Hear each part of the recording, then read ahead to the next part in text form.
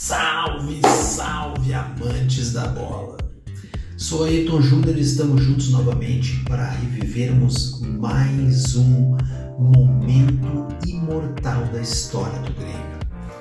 Depois das primeiras conquistas de 89, 94, 97, o Grêmio em 2001 venceu mais uma vez a Copa do Brasil, que ao contrário das anteriores não foi de forma invicta. Mas isso, no entanto, não diminui em nada o brilho da conquista, já que essa, exemplo de 97, teve aquele sabor de vingança. No dia 17 de junho de 2001, o Grêmio Futebol Porto Alegrense conquistava pela quarta vez a Copa do Brasil. Te conto mais sobre esse título depois da vinheta.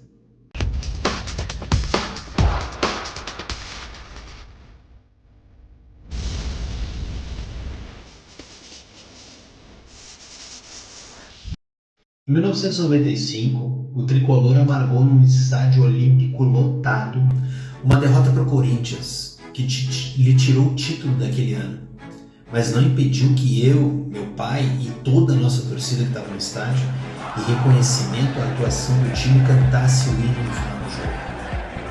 Foi um fato inusitado, inédito no Brasil. Ninguém fazia isso. A torcida do Grêmio sempre fazendo história.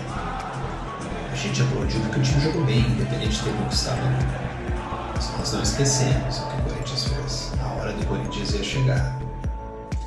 Como em 97, quando o Grêmio sagrou-se campeão em pleno Maracanã, devolvendo para o Flamengo aquele título de 82 amargo que a gente perdeu em casa, aquele Brasileirão. Exatamente como eles tinham feito conosco no Brasileirão de 82, a gente devolveu para eles em 97. Ganhamos no Maracanã lotado. Para chegar nessa final de Copa do Brasil, o Grêmio eliminou sucessivamente, pelo caminho, o Vila Nova de Goiás, depois o Santa Cruz de Pernambuco, Fluminense, São Paulo e o Curitiba, chegando enfim à final. 4 anos depois chegou então a vez do Corinthians passar por aquela mesma experiência que passamos e que o Flamengo passou. Mas vamos por partes. Primeiro jogo no Olímpico. Começou bastante equilibrado, com as duas equipes marcando por pressão. O Grêmio tentava as jogadas pelas laterais, as duas laterais, A gente tentava forte com o Anderson Lima e com o Rubens Cardoso. Eram os nossos dois alas, no esquema do Tite. Mas parávamos todos nos zagueiros corintianos, o João Carlos e o Scheid, que eram os dois zagueiros do Corinthians. Fizeram um excelente primeiro tempo, jogaram muito bem. O Corinthians estava bem posicionado em campo, bem posicionado na defesa, pouco se arriscava, estava especulando, jogando fora de casa. Marcelinho e Ricardinho, que eram os dois criativos, estavam muito marcados, estavam com dificuldades para lançar, para Everton e Miller, que eram os dois atacantes do Corinthians naquele momento. Uma das poucas vezes que o Corinthians chutou a gol, exatamente no momento em que nós estávamos com mais posse de bola, que estávamos pressionando, o Corinthians abriu o placar. Aos 29 minutos, Marcelinho recebeu do André Luiz, o lateral esquerdo, que era criador, uma bola na intermediária e bateu forte. Marinho tentou desviar de cabeça, mas acabou desviando a bola do Danley e tirou o Danley da bola. 1-0 Corinthians. Esse gol dos paulistas calou o Olímpico, que estava com mais de 50 mil pessoas. Eu estava lá com meu pai. Uma loucura, o estádio estourando de gente. Até o fim do primeiro tempo, o Grêmio insistiu em chuveirinhos para a área. Bolinha parada, botando bola na área do Corinthians, consagrando a dupla de zaga, Mas não conseguimos superar o goleiro Maurício. Estava também numa boa fase. Veio o segundo tempo. O time do Luxemburgo voltou melhor do que estava. E já com 7 minutos ampliou. O Miller recebeu um passe do Marcelinho pela esquerda, após um escanteio, deu um drible de corpo nos nossos zagueiros e fulminou o Danley cara a cara. 2-0 Corinthians. Foi o segundo gol do Miller, que já tinha conquistado uma Copa do Brasil em 2000 com o Cruzeiro. Após a volta dele para o Corinthians, foi o seu segundo gol. Esse segundo gol parecia que tinha matado o Grêmio. Mas a reação começamos a ter aos 26 do tempo final. quando os 2.200 corintianos que estavam em Porto Alegre comemoravam já, cantavam que o campeonato tinha acabado, o Corinthians fazendo 2-0 fora de casa. Naquela época ainda valia o gol fora de casa. O gol do Luiz Mário, após o bate-rebate na área, acabou com a invencibilidade de 6 jogos da defesa do Corinthians, que era a maior em 10 anos. O time nunca ficar tanto tempo sem tomar gol.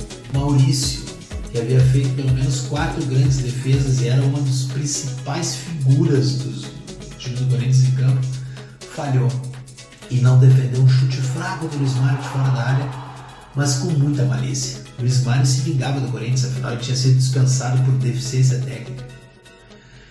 Como essa primeira partida terminou em 2-2, ficou tudo pro Morumbi. Parecia pouco para quem começava a decidir a Copa do Brasil diante da sua torcida, mas o empate foi muito comemorado pela gente.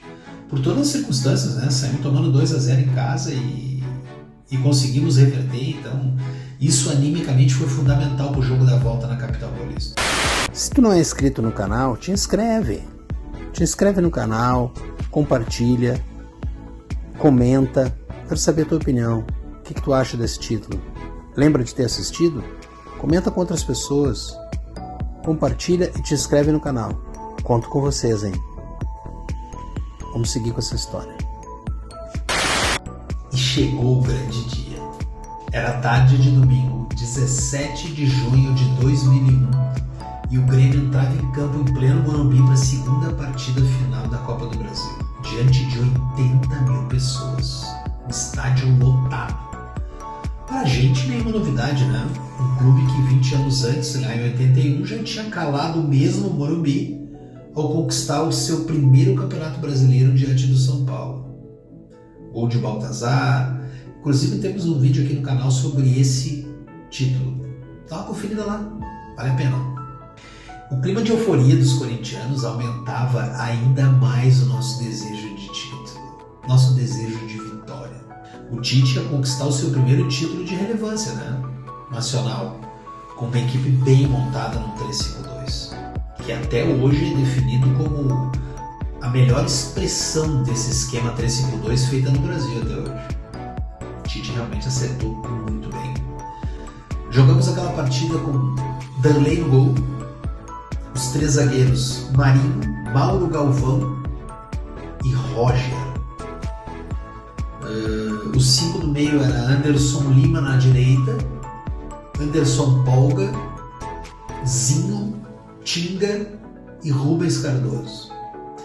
E depois na frente tínhamos Marcelinho Paraíba, em grande fase, e Luiz Mário.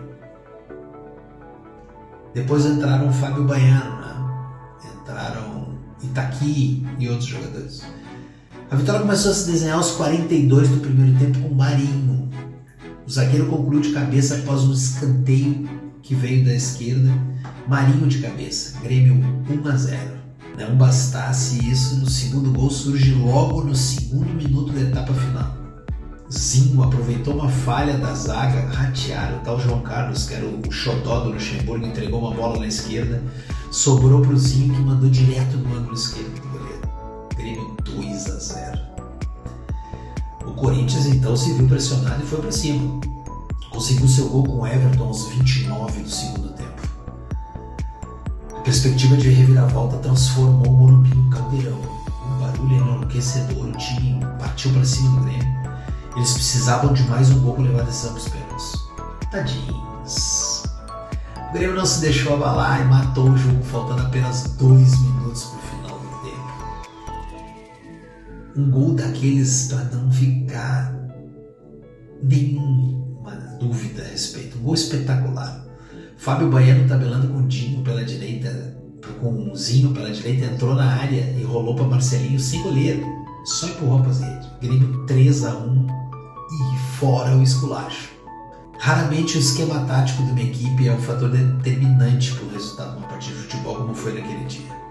Nossa, o nó tático que o Luxemburgo tomou do Tite, mas foi tão apertado que o treinador do Corinthians ficou paralisado. Volta e meia o Luxemburgo ficava pensativo, soluçava, não sabia o que fazia. Só não perdeu a pose, né?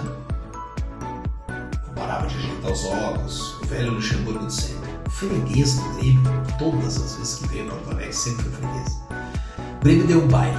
Aquela noite de 95 estava vingada. A vitória do Grêmio, na época, foi a do novo e verdadeiro futebol moderno sobre o velho esquema tático tradicional do Brasil. Tite inovou naquele 3-5-2. Um dos pontos altos do time foi o poder de marcação e a facilidade com que dominava a partida e as ações. E criava situações de gol em cima de situações de gol. Aquele 3-5-2 que passava a ideia de defensivo, pelo contrário, era muito ofensivo. O Grêmio encantou o país com esse futebol solidário, participativo e, sobretudo, goleador. Festa gremista no Morumbi e em todo o Brasil. O tricolor se sagrava tetracampeão da Copa do Brasil. Uma conquista inesquecível. Verdadeiramente um momento imortal.